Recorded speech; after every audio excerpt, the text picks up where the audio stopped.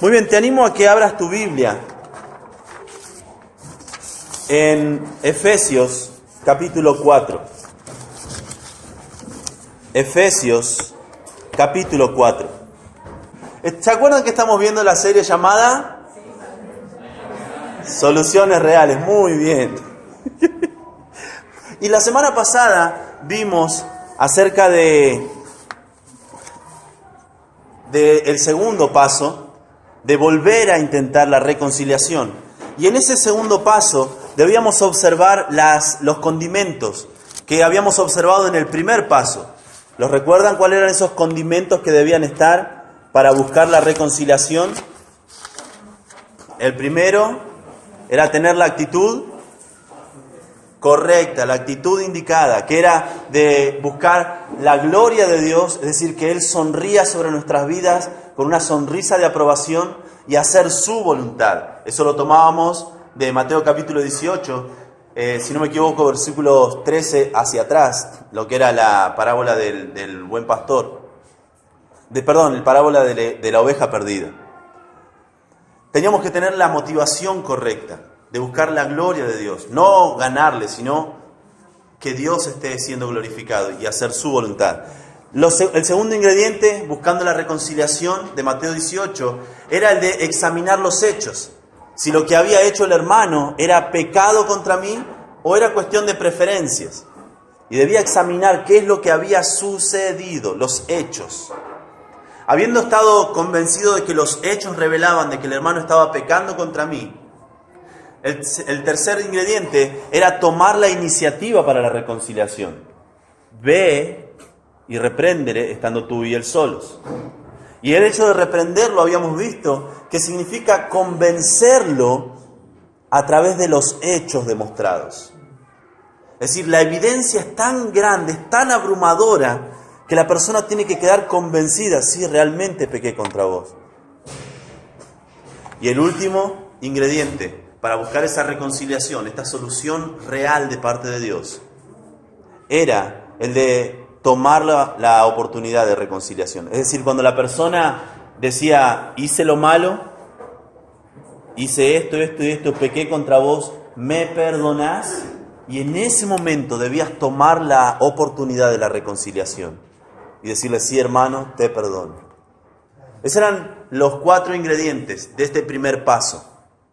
El segundo paso era los mismos 4 ingredientes, pero con testigos. Y surgió una pregunta, ¿qué pasa si la persona no quiere perdonar? ¿O qué pasa si cuando la persona me pide perdón yo no quiero perdonarle? Y ahí es una cuestión de madurez. Por eso quiero ver con ustedes en Efesios capítulo 4, versículo 7 en adelante. Habíamos visto la semana pasada, cerramos el sermón de la semana pasada, en Efesios 4, versículo 3, que dice solícitos, es decir, prestos, predispuestos, en guardar la unidad del Espíritu en el vínculo de la paz. Pero sigamos leyendo. ¿Cómo se hace esto? Dice versículo 4, un cuerpo y un espíritu, como también fuisteis llamados, en una misma esperanza de vuestra vocación. Un Señor, una fe, un bautismo, un Dios y Padre de todos, el cual es sobre todos y por todos y en todos. Pero a cada uno de nosotros fue dada la gracia conforme a la medida del don de Cristo.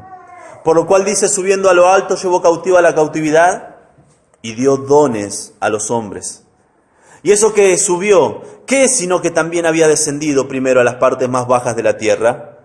El que descendió es el mismo que también subió por encima de todos los cielos para llenarlo todo. Está hablando de Jesucristo.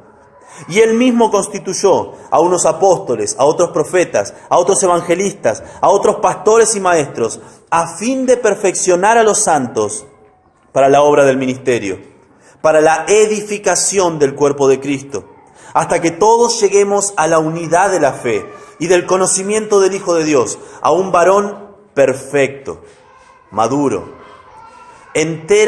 a la medida de la estatura de la plenitud de Cristo, para que ya no seamos niños fluctuantes, llevados por doquiera de todo viento de doctrina, por estratagema de hombre que para engañar emplean con astucia las artimañas del error, sino que siguiendo la verdad en amor, un hombre maduro, crezcamos en todo, en aquel que es la cabeza, esto es Cristo, de quien todo el cuerpo, bien concertado y unido entre sí por todas las coyunturas, se ayuda mutuamente según la actividad propia de cada miembro, recibe su crecimiento para ir edificándose en amor. Una iglesia de estas características es una iglesia que sabe resolver los problemas, como lo vemos en Mateo capítulo 18, porque está conformada por creyentes maduros, que están dispuestos a seguir los pasos bíblicos con los ingredientes bíblicos. Vamos a orar juntos al Señor y vamos a ver juntos las características de un miembro maduro que es solícito en guardar la unidad del Espíritu en el vínculo de la paz. Padre, te agradecemos por este tiempo juntos y una vez más, Señor, como cada vez que tu palabra se abre delante de tu pueblo, te rogamos de que sea tu Espíritu Santo el que nos esté hablando, que sea tu sabiduría extraída de la palabra de Dios la que nos esté formando, que seas tú, Señor, el que nos esté mostrando aquello que está mal, que nos esté revelando aquello que podemos mejorar, o que nos esté animando a seguir por el camino correcto. Señor, queremos ser hombres y mujeres maduros, que podemos cuidar la unidad de la iglesia, que podemos tomar los pasos de reconciliación bíblicos. Ayúdanos, Señor, a ver a través de tu palabra las características de un miembro maduro, porque eso queremos ser, buscando tu gloria, exaltando tu nombre y viviendo para ti. Te amamos, Señor, en el nombre de Cristo Jesús. Amén. Ahora, ¿qué hace al cristiano o al cristianismo diferente? La vida cristiana empieza con el nacimiento espiritual, no con ceremonias. Si querés ser miembro de cualquier otra religión, hay una ceremonia de iniciación y diferentes cosas. El cristianismo no. Comienza desde el momento en que nacés de nuevo, espiritualmente. Nacemos físicamente, ese es nuestro cumpleaños. Cuando conocemos al Señor Jesucristo como nuestro Salvador personal, reconocemos de que sin Él estamos perdidos en nuestros delitos y pecados. Y le pedimos a Él que sea nuestro Salvador, nuestro auxilio. Nos sometemos a su señorío, le pertenecemos a Él. Comienza un nuevo nacimiento en nosotros. Y eso nos hace diferentes. El plan de Dios es que nacemos espiritualmente, crecemos espiritualmente y maduramos espiritualmente. Si un niño nace y es niño y es bebé y nunca crece, ¿qué pensaríamos? ¿Está bien o está mal? Está mal. Algo está mal. Cuando un niño comienza a crecer y crece hasta esta estatura y luego no continúa creciendo, ¿qué pensamos? ¿Está bien o está mal? Está mal. Se iba desarrollando bien, algo pasa y lo llevamos a algún especialista, buscamos la manera de remediarlo. Porque como cuerpo fuimos diseñados para crecer. Algunos crecemos de otra manera y eso también está mal. Pero espiritualmente, vemos niños espirituales que tienen años de haber conocido al Señor y no están dispuestos a crecer. ¿Y eso está bien o está mal? Está mal. Dios nos diseñó para que podamos crecer. Ahora, hay indicaciones de infancia espiritual. Primero es que estás más interesado en vos mismo que en servir a otros. Eso es un infante espiritual. Y está bien cuando uno recién comienza, cuando uno recién conoce al Señor, porque hay un montón de cosas que no conoce y necesita concentrarse en aprender más acerca del Señor Jesucristo, de cómo Él vivía. Por eso les mostraba ese de quién es Jesucristo. Ese es el discipulado cero. ¿Cómo podemos ser cristianos si no conocemos a aquel a quien tenemos que emular? Debemos conocer al Señor Jesucristo. Un indicador de infancia espiritual es que están más interesados en discutir que en trabajar. El niño siempre quiere tener la razón. Dice no, no y no. No tiene argumento, es simplemente no. Otro indicador de infancia espiritual es que se mira más a los hombres que a Dios. Puesto los ojos en Jesús, el autor y consumador de nuestra fe. Esa es la manera en que podemos sostenernos en las pruebas. Pero cuando soy infante espiritualmente, me pongo a fijar en los demás. ¿Qué es lo que hace él? ¿Qué es lo que no hace el otro? No para ayudarle, no para animarle, sino para criticarle.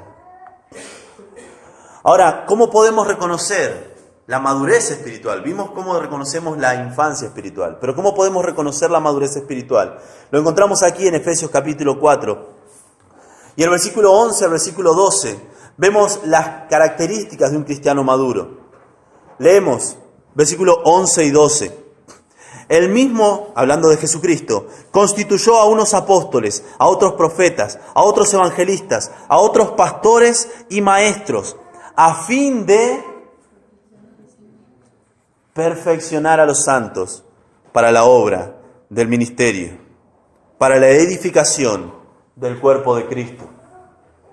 Un creyente maduro es un creyente con una misión. Cuando dice a fin de, eso es una misión, ese es un propósito. Jesucristo hizo todo esto con un propósito en mente y vos estabas incluido en ese propósito. A fin de perfeccionar a los santos para la obra del ministerio. La palabra perfeccionar quiere decir madurar. La palabra perfeccionar literalmente, yo la encontré solamente, esta conjugación de perfeccionar, solamente en este pasaje. Y es la palabra katarismos. Y significa tener un mobiliario completo. ¿Vieron cuando entran en una casa? ¿Entraron alguna vez en una casa? Ok. Y entran y está toda amueblada. Están los sillones, está la mesa, están las sillas, está el mobiliario completo. Podés agregarle algo si vas a alquilar esa casa amueblada, pero si le sacás algo, se va a notar que le falta algo. Y esa es la idea de esta palabra. Es una persona madura, es una persona que está siendo equipada, que está siendo perfeccionada, a fin de equipar a los santos para la obra, a fin de perfeccionar a los santos para la obra del ministerio. Es decir, es una persona que le puede mejorar cosas, pero si le sacás algo de lo que ya tiene, se nota. Es una persona que está siendo perfeccionada, es una persona que no le faltan cosas. ¿Puede mejorar? Oh, sí. Pero no hay cosas que le faltan. Es una persona que ha sido perfeccionada. A fin de perfeccionar a los santos para la obra del ministerio. Ahora, hay dones de parte del Señor para la iglesia que son para llevarnos a la madurez, son para llevarnos a esta perfección. El versículo anterior dice: y él mismo constituyó a unos apóstoles, a otros profetas, a otros evangelistas y a otros pastores y maestros. ¿Quién los constituyó? ¿La iglesia o Jesucristo? Jesucristo. Así que yo no tengo la autoridad, como iglesia no tenemos la autoridad para constituir apóstoles. Literalmente la palabra apóstol es enviado.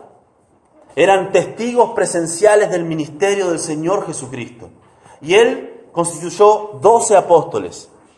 Y si tomamos al apóstol Pablo, 13. ¿No hay más? En un pasaje de las Escrituras se le menciona a Bernabé como un apóstol. Pero el Señor Jesucristo constituyó a los 12 apóstoles y a Pablo. Y no habían más. Pero pastor, yo escuché que hay un apóstol que va a venir. No es un apóstol bíblico.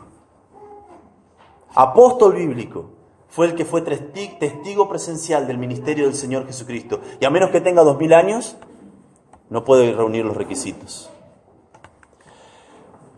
Los apóstoles y profetas, por medio de sus escritos, perfeccionaban a los santos.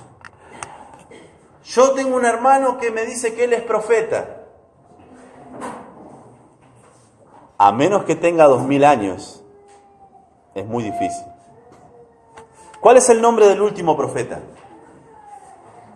O mejor la pregunta, ¿cuál fue el profeta más grande? Y con esto te digo la respuesta. Del Antiguo Testamento. El mayor profeta del Antiguo Testamento. ¿Quién fue?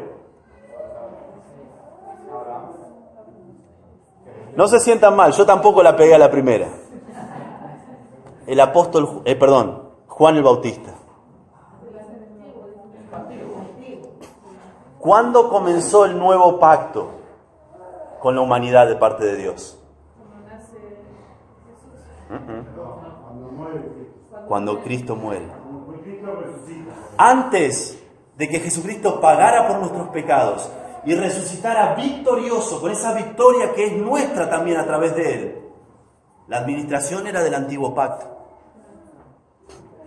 Por eso se dice de Jesucristo dice de Juan el Bautista, en Mateo capítulo 11, versículo 9, que no ha habido profeta mayor que Juan el Bautista. Y si lo quieren recibir, él es el Elías que estaba siendo prometido. Diciéndoles, no va a haber más profetas. Él fue el mayor. Dios cerró el tiempo de los profetas con broche de oro. Juan el Bautista.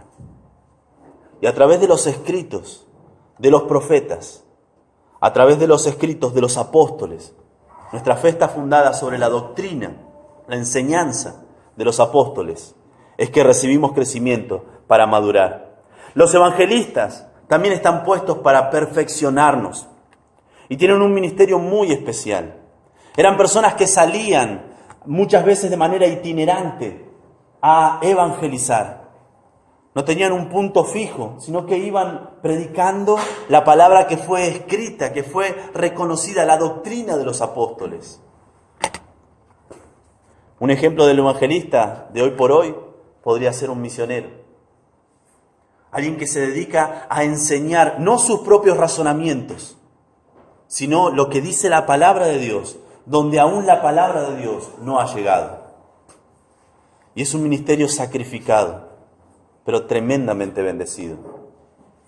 Tengo un amigo en el Señor que es evangelista y fueron a Perú este mes y tuvieron que volver porque él le agarró malaria. Malaria.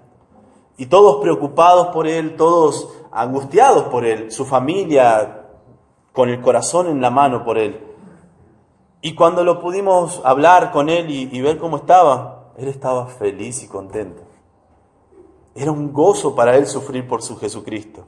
Saber que él podía haber llegado hasta donde Dios se lo permitió. Y le pudo hablar de Cristo a las personas que él nunca antes había visto. Eso era un gozo. Y la malaria, algo que pasó. Su meta estaba puesta en compartir a Jesucristo. El Jesucristo que está registrado en la palabra de Dios. Los evangelistas fueron puestos para la edificación de los creyentes, para perfeccionarnos a los creyentes. Y por último, los pastores y maestros, que tenemos la responsabilidad principal de promover el crecimiento espiritual. Ahora, vemos el error en muchas de nuestras iglesias de la comprensión del papel del pastor.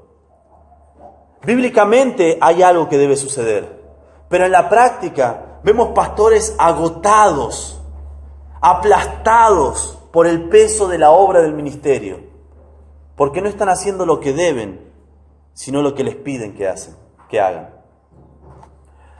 El pastor ha llegado a ser el que hace el trabajo del ministerio, en lugar de ayudar a otros a madurar y que lo hagan. Hay que limpiar. ¿Quién puede limpiar? El pastor. Hay que visitar a los hermanos. ¿Quién puede visitarlos? Y que vaya el pastor, para eso le pagamos.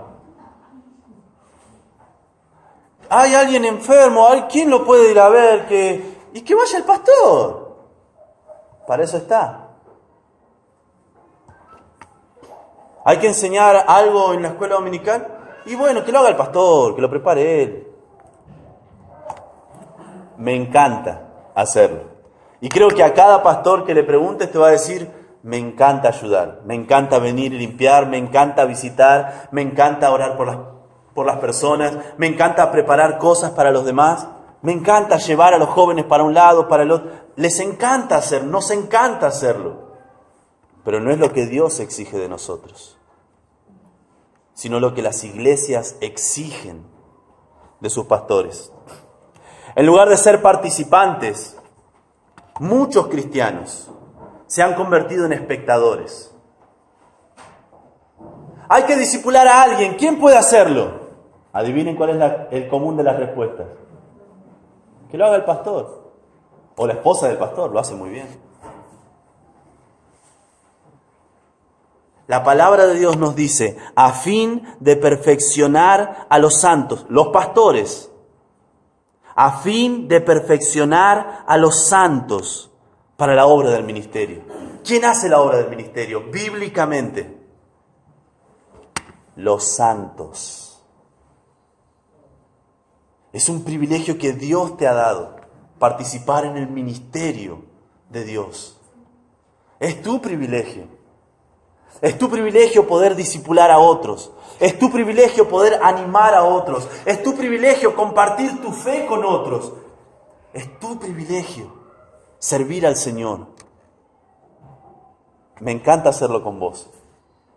Pero bíblicamente, yo estoy para ayudarte a vos, para hacer la obra del ministerio. Y agradezco a Dios por cada uno de ustedes que está siendo fiel en la obra del ministerio, que estás siempre dispuesto a ayudar cada vez más, que no estás conforme con lo que estás haciendo y decís, ¿qué más puedo hacer? Sos un gozo para mí, sos un gozo para el Señor. Pero lamentablemente muchas iglesias, sus pastores sufren porque los miembros vienen para mirar. Quiero irme feliz y no te veo hasta el próximo domingo. Por causa de esto muchos pastores están frustrados. Y la gente se va y habla mal del pastor. ¿Viste lo que hizo? ¿Viste lo que no hizo? ¿Viste que trajo la corbata chueca? ¿Viste que no trajo corbata? ¿Viste que no combinaba? Todo eso pueden decirlo de mí. Y en vez de estar involucrados en cómo alcanzar a nuestra comunidad para Cristo, empezamos a degustar. No me gustó mucho la adoración hoy. El sermón estuvo bien, podía haber estado mejor. Se olvidó de pasar las diapositivas. Siempre hay algo. Demasiados creyentes piensan que su responsabilidad concluye al pagarle al pastor y sostener a los misioneros. No, yo ya hice lo que tenía que hacer para el Señor.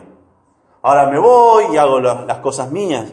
Cuando bíblicamente la palabra de Dios nos dice que los pastores, al igual que los evangelistas y los maestros, estamos para equiparte, para animarte, para desafiarte, para que hagas la obra del ministerio. Y así es una tremenda bendición hacerlo. Los cristianos maduros consideran que su misión en la vida es hacer la obra del ministerio, alcanzar a otros con el amor y el evangelio de su Salvador. Una declaración práctica, recordable de misión. Estamos acá para amar a Dios, para adorar a Dios, para amar y servir a otros y para compartir a Jesucristo.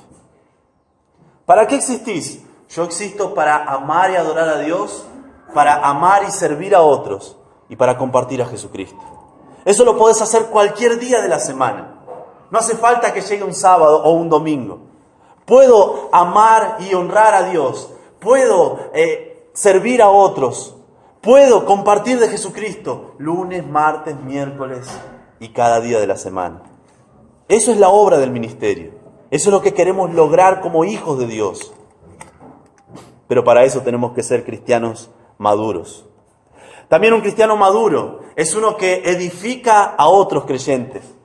Lo leemos en el versículo 12. Dice, a fin de perfeccionar a los santos para la obra del ministerio, para la edificación del cuerpo de Cristo. Si los pastores, los líderes, estamos para capacitarles, para equiparles, para perfeccionarles, para hacer la obra del ministerio. ¿Cuál es la obra del ministerio? La edificación del cuerpo de Cristo. Esa es la obra del ministerio. ¿Saben? Esa palabra edificación es una palabra hermosa. Es la palabra oikodome. Oiko, de casa, y demo, de construir. Y tiene la idea de construir una casa, pero con paciencia. ¿Alguna vez contrataste a algún albañil que te dijo, en una semana te lo hago? Y lo hizo. Pero no lo hizo tan bien. Una vez contratamos un albañil, yo era chico, y dijo, en 2 semanas iba a ser prácticamente una casa. Era una remodelación de la parte de arriba, no había nada y había que poner paredes y dividir las piezas.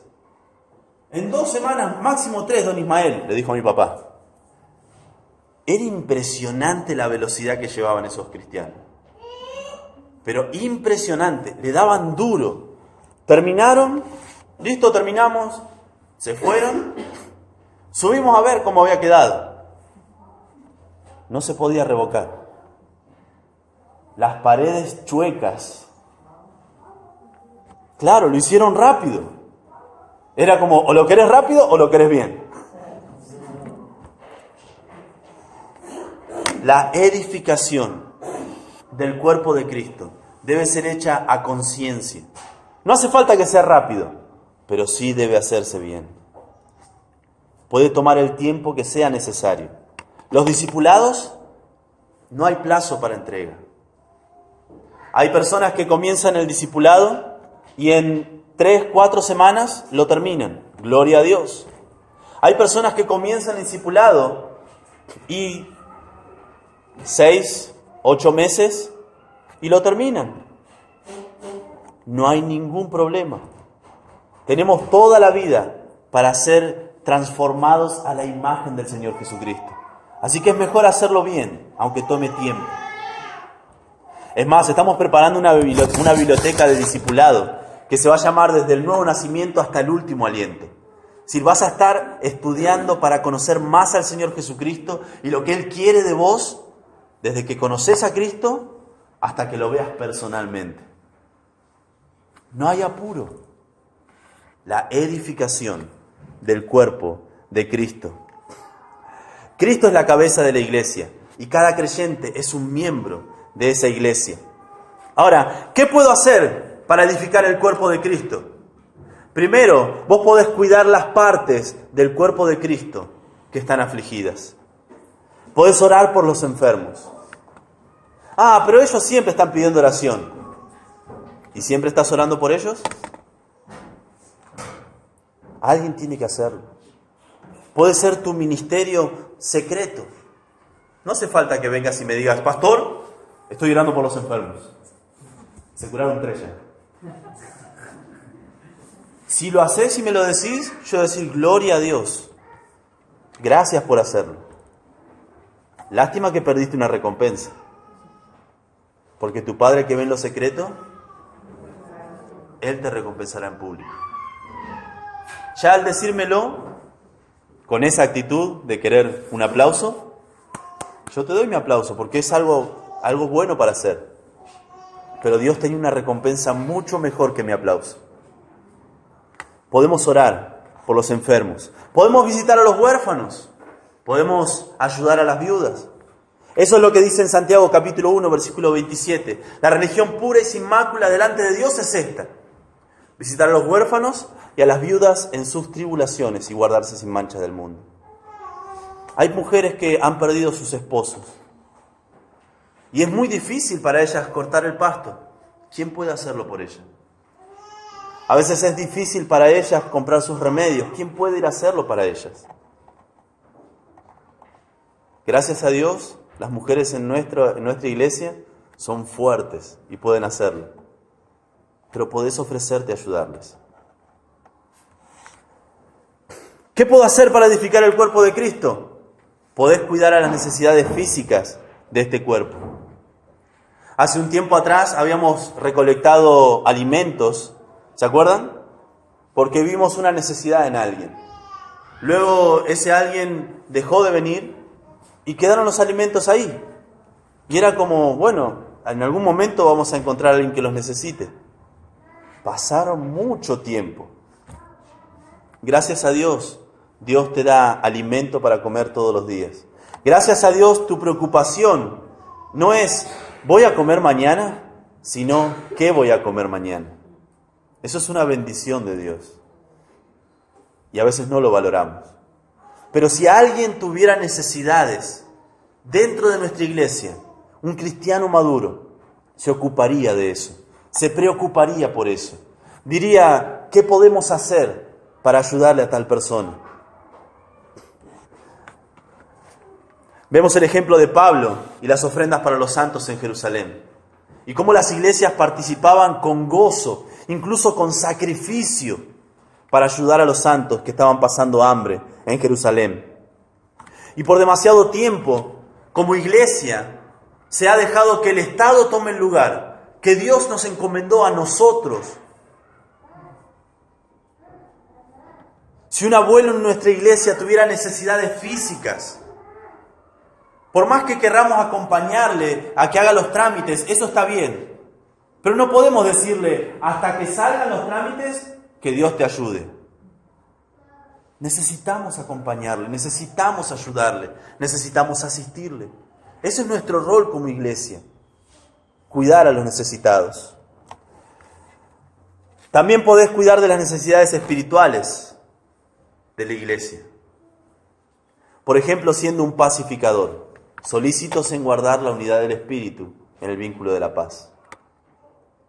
Si estás siendo un pacificador, una persona que busca reconciliarse con otros, una persona que busca que otros se reconcilien entre sí, hay algo muy importante que no vas a estar haciendo. No vas a estar buscando que se separen.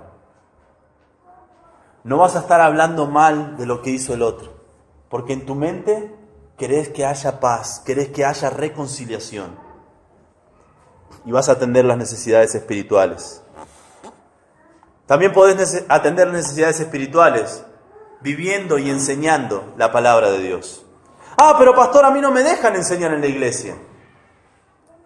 ¿Es el único lugar donde uno puede enseñar la palabra de Dios? No. Tenés un lugar donde tenés completa libertad de enseñar lo que dice la palabra de Dios. Se llama casa. Podés usar tu casa. Pero pastor, yo quiero usar mi casa. Tengo una casa y tengo vecinos que quieren aprender, pero no sé hacerlo. Habla conmigo. Habla con nuestros diáconos. Seguramente vamos a estar gozosos de poder ir y enseñar, abrir un estudio bíblico para en tu casa. Y que puedan venir tus vecinos y que pueda ser de influencia positiva hacia los demás. Pero eso lo hace un cristiano maduro. La pregunta es, por tu ministerio en esta iglesia, como un cristiano maduro, ¿otros están creciendo o otros se están yendo? Por tu influencia como un cristiano maduro, ¿el cuerpo de Cristo está más unido o está más separado?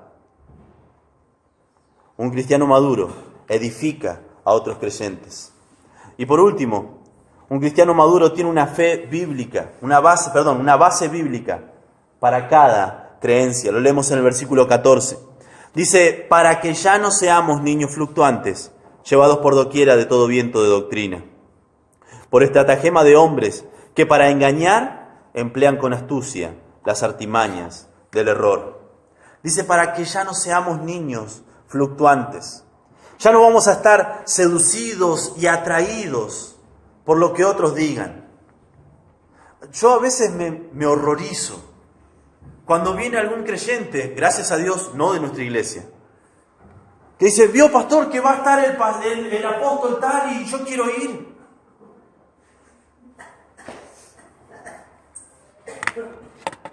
Yo he ido a conferencias y no está mal, pero creer que el apóstol tal o el profeta cual va a decirnos algo nuevo de parte de Dios es como meterse a la jaula de un león cubierto de sangre. No hagas eso. La palabra de Dios tiene todo lo que necesitamos para conocer al Señor Jesucristo. Porque todas las cosas que pertenecen a la vida y a la piedad nos han sido dadas por medio de nuestro Señor Jesucristo. Por medio de conocerle más a Él. ¿Y cuáles son las cosas que nos han sido dadas para conocerlos más a Él? Su palabra. No hay revelación especial, rara o loca que haga competencia con la palabra de Dios. Ese es el fundamento para las cosas que creemos y la vida que vivimos. Para eso necesito ser sólido en mi doctrina. En la clase de los adolescentes arriba, el año que viene, van a estar viendo reglas de interpretación bíblica. Y cuando el diácono me explicaba de por qué iban a hacer esto, decía porque él quiere que sean jóvenes sólidos bíblicamente. Que nadie venga y les diga algo que no está en la palabra de Dios y los convenza. Para eso necesitan solidez doctrinal. Para eso comenzamos la escuela dominical. Para eso nos reunimos antes de lo que veníamos siempre. Para estudiar las Escrituras, para estudiar la doctrina de la palabra de Dios y fortalecernos en nuestra manera de pensar, que sea una manera de pensar bíblica. Ahora la pregunta es, ¿sabés por qué crees lo que crees? ¿Sabés por qué crees? ¿Cuál es la base de tus convicciones? No, es que mi papá iba a la iglesia y yo también. Eso no es una base sólida.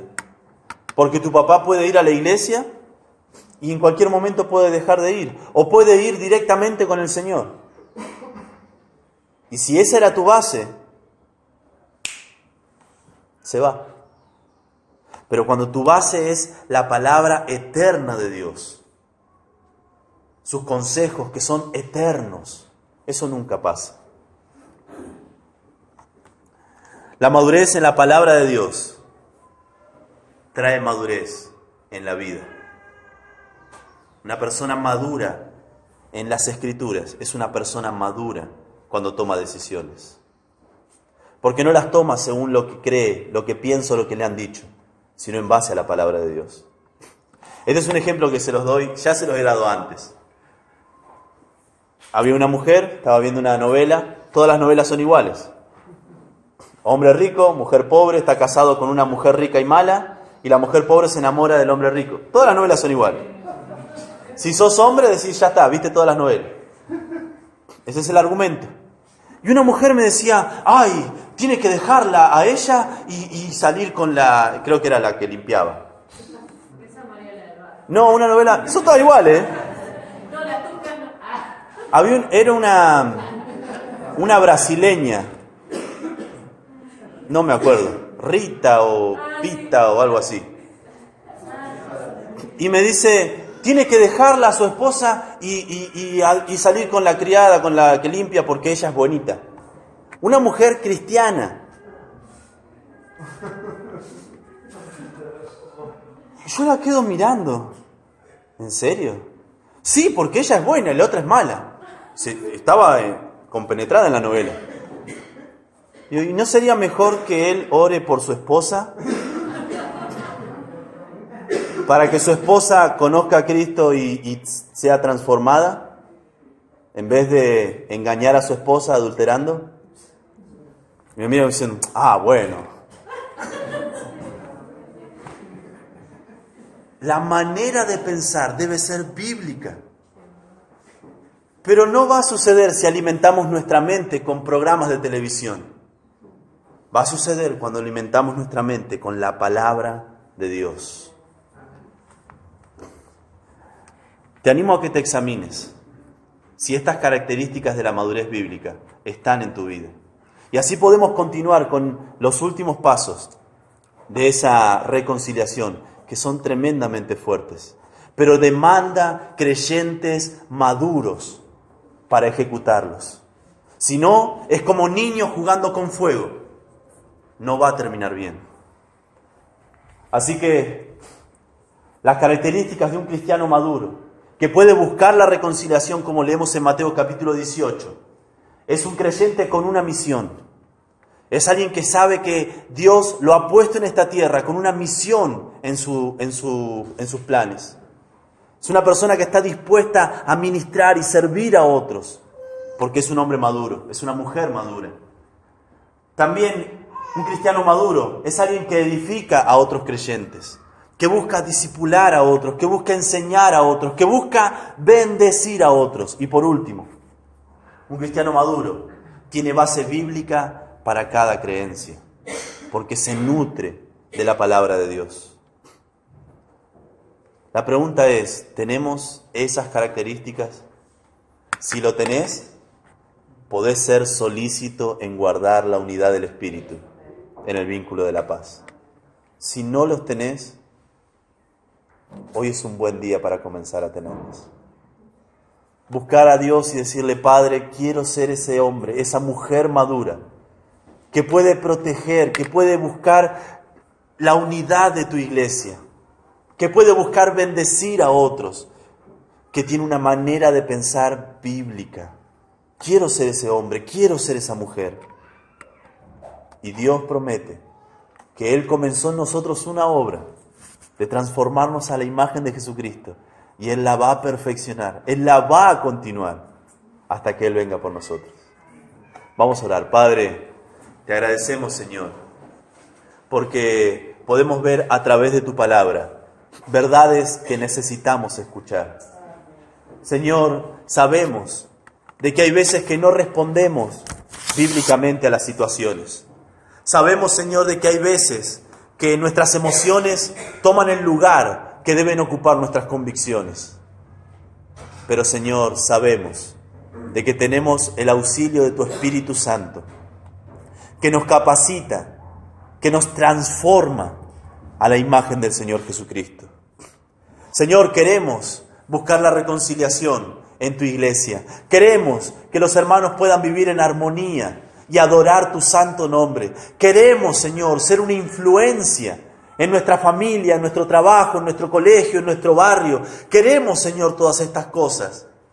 Pero sabemos de que necesitamos ser creyentes maduros para ser utilizados por ti. Señor, ayúdanos, te lo pedimos.